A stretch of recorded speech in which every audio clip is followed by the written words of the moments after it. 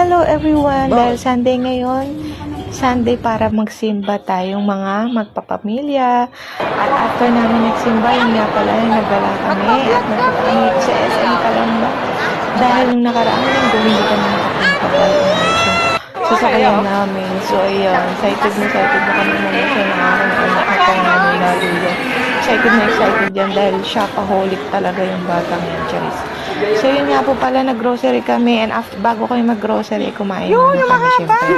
Nagutom kami nung kami nagsimba. So ayan, bumili lang naman kami ng kaunti dito sa groceries at binili ko lang naman yung mga kailangan sa bahay at kulang.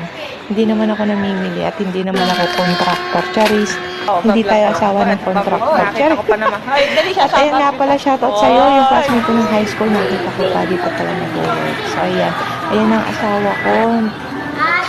Namimili na siya ng frozen, parang hindi na ako namimili sa palengke. Tomorrow, pambaon ng mga anak ko at pang-ulam din itong makulit na bata.